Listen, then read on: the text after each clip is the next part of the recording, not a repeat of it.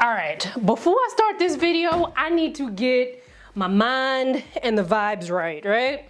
Because I'm about to tell you in this video to cut it with the hot showers and baths, and every time I do, y'all stress me out in the comments. It's almost like some of y'all like transepidermal water loss. Plus, I'm about to talk about feminine hygiene in this video as well, and I just feel like already some of y'all gonna stress me out about that too. So I had to get zen, and I had to like channel like that zenness, right? So who else better to channel that zenness than Alicia Keys? Because I feel like fire and brimstone could be happening in the background, and she'd be like, lay your head on my pillow. So I have partnered with Keys Soul Care for this part of the video before y'all bombard me with your love of hot showers and internal cleansing. So I've already done a full overview of this line on my channel, so make sure to check that out for the full tea. But although celebrities have bombarding us with skincare lines this year, this one makes the most sense because one, Alicia Keys has a well-documented history talking about her skin, and this line was developed with dermatologists. Loving the brand's vibe of taking time out for yourself with these skincare rituals, and I also thought it was really thoughtful that Alicia Keys took time out of her busy schedule to personally write me a letter. Oh,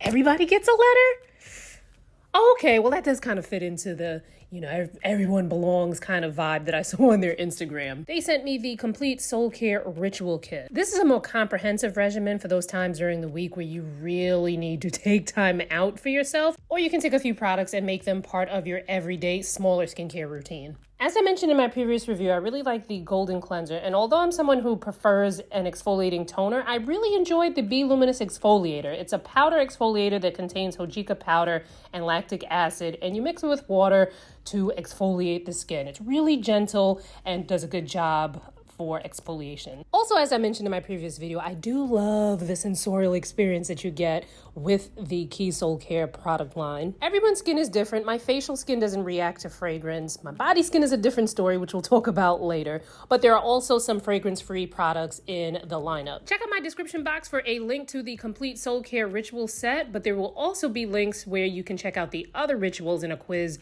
to figure out which one is right for you, so check it out. Now, if y'all don't turn that water temperature down.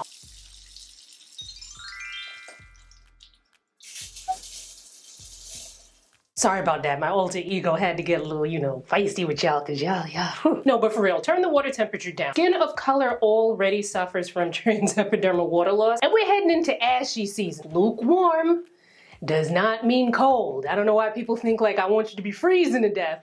Lukewarm just means not hot. Another thing, as we move into ashy season, if you're someone with really dry, sensitive skin that gets worse in the wintertime, you might want to cut back on the fragrance. I try to stay as fragrance-free as possible with my body skincare because my body skin just been dry.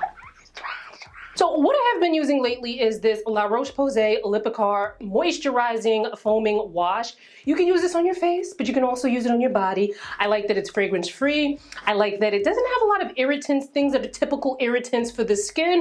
Then, after I get out of the shower, I towel off. My skin is a little bit damp. I moisturize. That is the best time to moisturize dry skin. Lately, I have been using this Ceramide Moisturizing Cream. This Mama Jamma has ceramides. It also has vitamin F. This was also featured in the lovely Dr. Alexis Stevens' video on the best moisturizers for hyperpigmentation. It's a nice thick cream, but it doesn't feel super heavy on the skin. Now, what you do in there is very important, because let me tell you something. Your ashiness can lead to irritation, that can lead to inflammation, that can lead to hyperpigmentation. And if you are trying to get that smooth, even body skin for summer, spring, summer, now's the time to put in the good practices. Now, for the hygiene part, for my underarms and my parts and the crevices and whatnot. Now this one is their Shea Butter formulation, and it has done amazing for my skin. I've been using this for a while, so I know that my skin reacts to it really nicely in the wintertime. Now, a few times a week, I will exfoliate. I will use this Mario Badescu AHA body wash. Thankfully, I don't have an issue with body acne, but when I do, I'll use a Murad acne body wash, but I ran out of that and I've had a whole bunch of these Neutrogena acne washes, so I just use that. So that is what I do in the shower to combat dry skin as well as discoloration on my body. If you're looking for some extra, a little bit more, Faded now has a body mist that you can easily put on the body. I mean, if you have the Faded product, you can probably put that on your body and use that as well.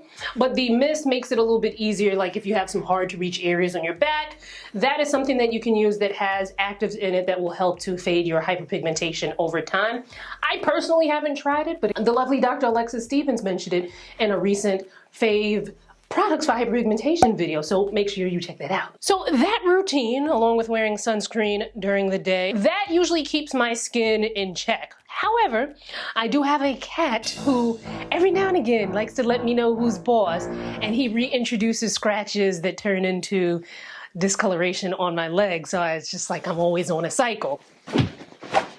Now, what about shaving, vaginal care, and the like? So when it comes to removing the hair from my legs, my preferred method of choice is shaving. It's just so much easier and quicker. I don't really grow that much hair on my legs.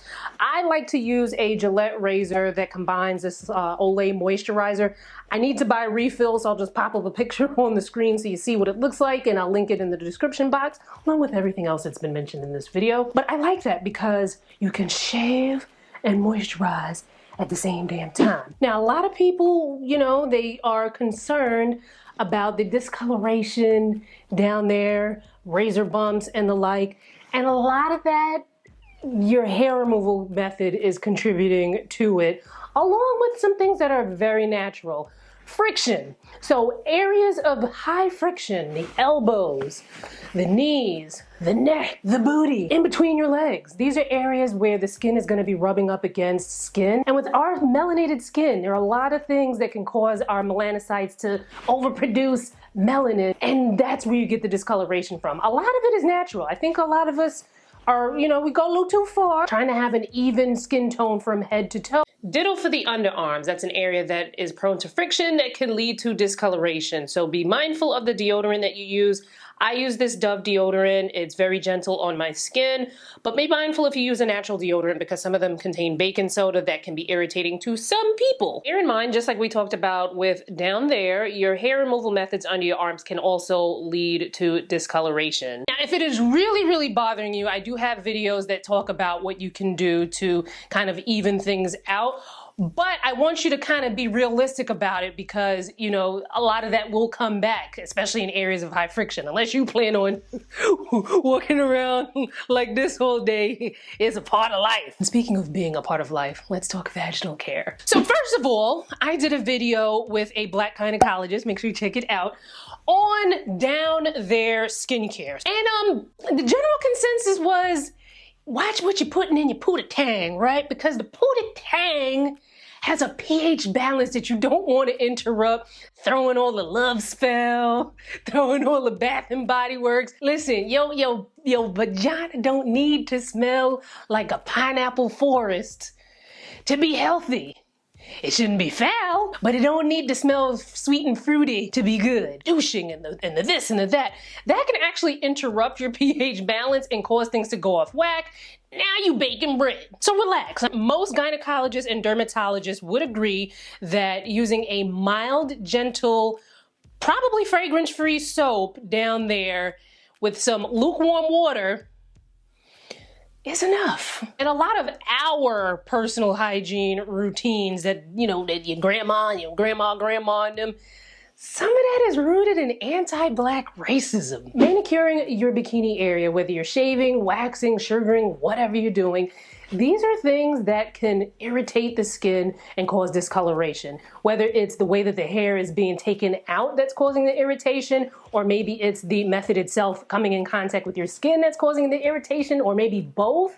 So a lot of times your hair removal methods are going to continue to have you on a cycle where you're going to have discoloration down there. Your best bet, though, is to try laser hair removal. However, make sure that you are going to someone who has receipts, copious receipts, that they know what they're doing with Black skin. Because not all lasers are good for us. There are specific lasers that are good for deeper skin. And you want to make sure that even though they're using that laser, that they have experience with it. Because You don't want to get messed up. You don't want that. But what laser hair removal does, and it's not a one-shot thing. For some people it can take 7 to 8 sessions. Some people it can take more.